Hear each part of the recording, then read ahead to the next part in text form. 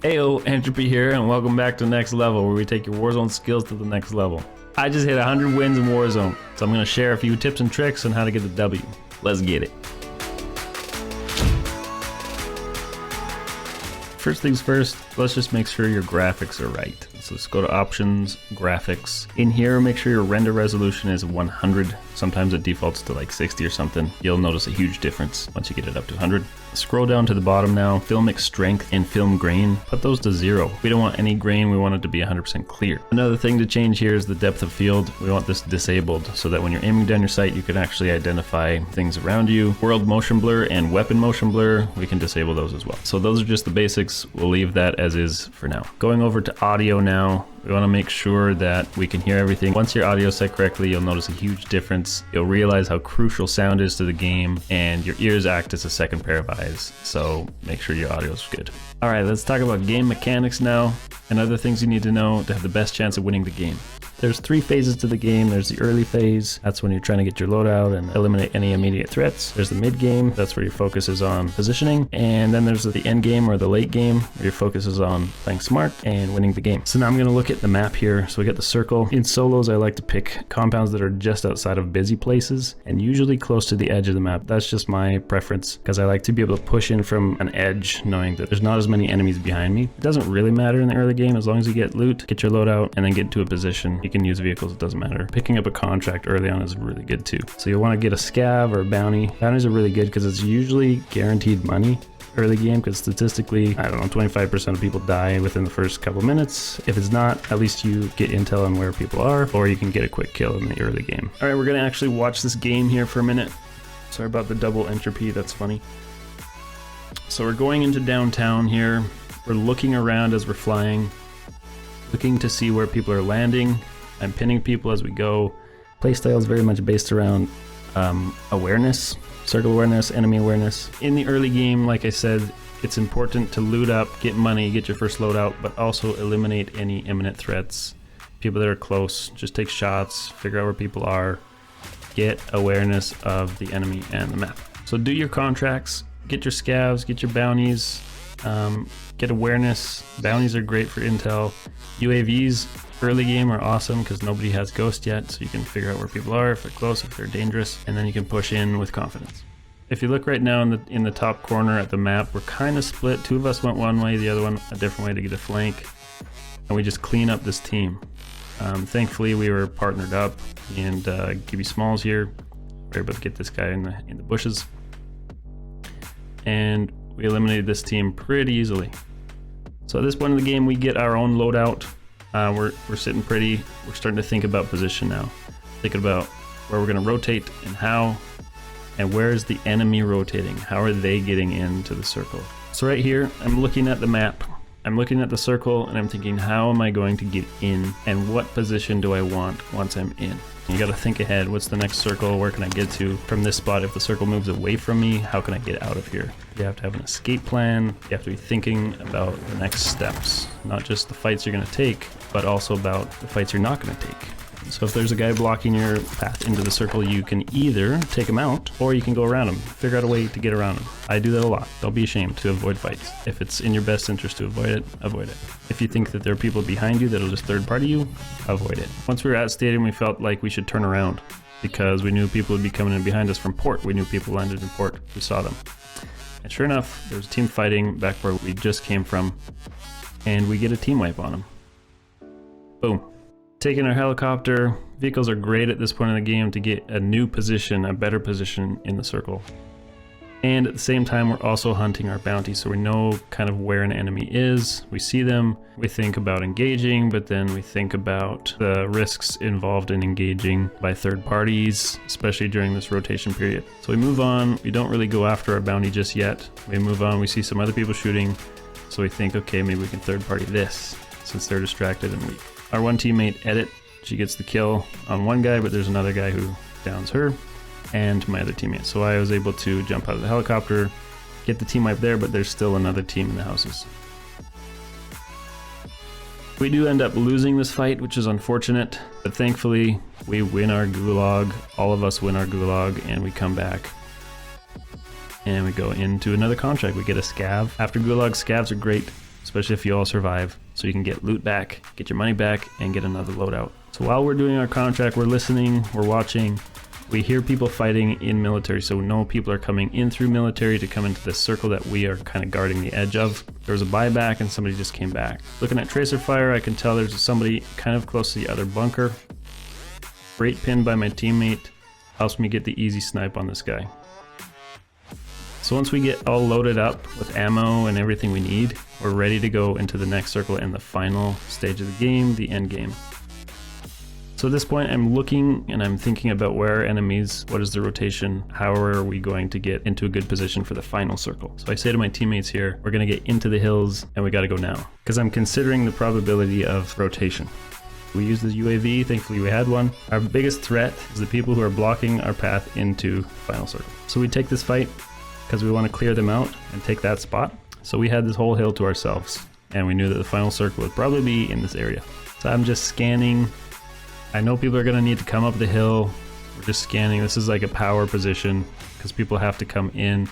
The easiest time to kill people is in rotation, when they have to move or they're forced to move by the gas and they're being shot by other teams.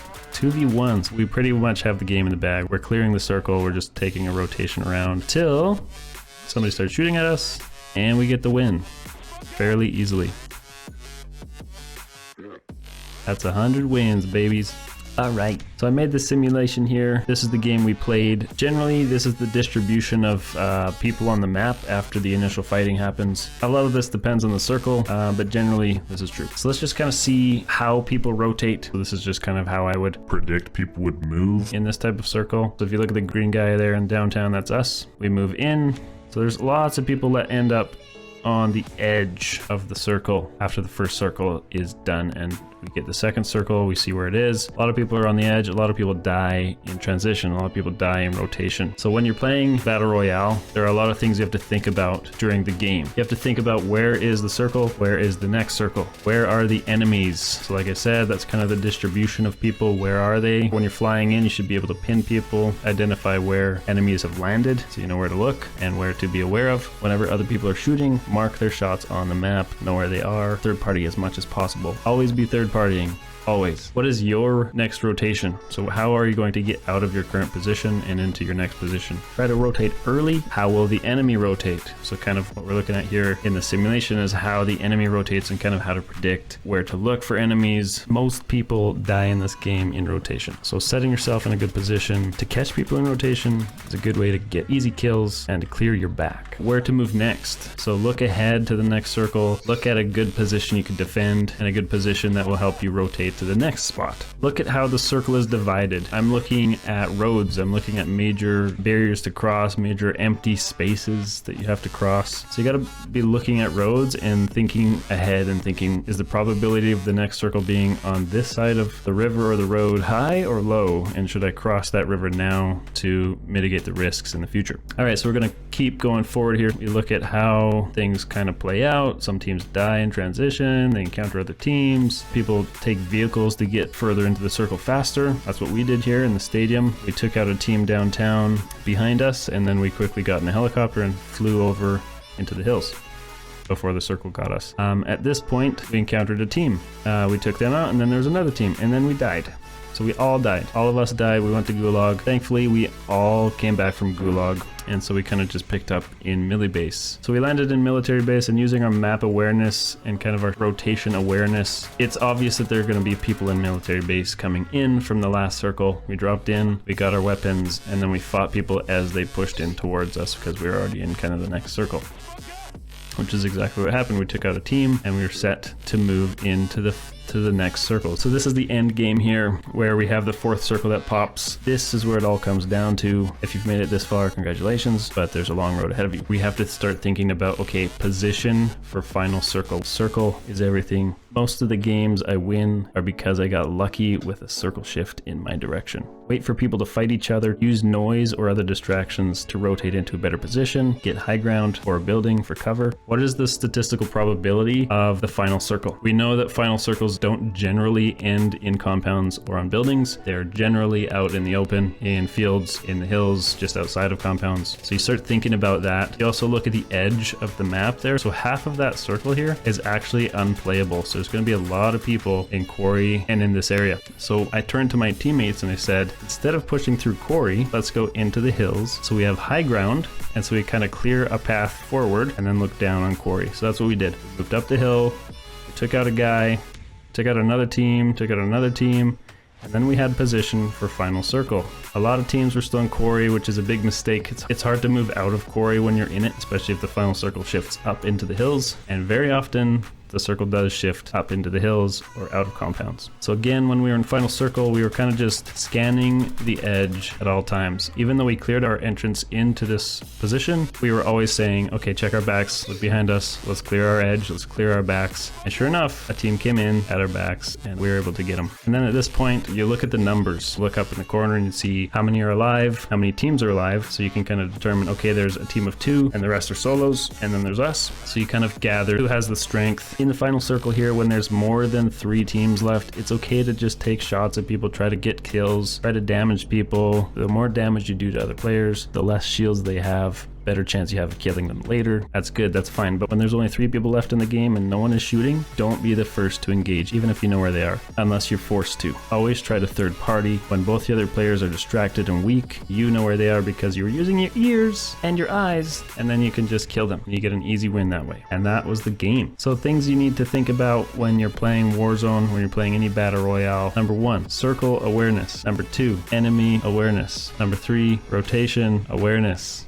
There's also circle luck. How does the circle shift? Do you have to push out of your compound? Do you have to rotate in the open? And there's also lobby luck. How good are the people you're playing against? That have a huge factor into winning a game or not. But you can still win a game if you're up against players better than you, even if the circle is not in your favor ever. If you play it smart, if you use your brain, mitigate the risks, get into positions that are easy to rotate out of, and do things like move more central in the circle so that you don't have to rotate as far for the next circle regardless of where it pops. Of course, you have to be able to fight. You have to be able to shoot people, you have to be able to kill people, but sometimes you don't need to take the fight. Winning is a different strategy than getting lots of kills. They're different strategies. Sometimes you can get tons of kills and win, and that's great. But if you want to win consistently, it's about being smart, taking the right fights, and being aware.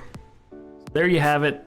A brain dump of information. The biggest takeaway is work on your rotation awareness. I promise that if you do that, you'll find yourself winning more games. Stay positive, and see you next time.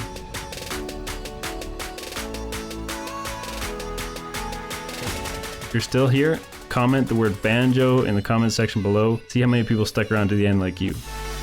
Oh, and if you want this channel to grow like crazy, you've got to share these next level videos with your Warzone friends. So please consider doing that. Cheers.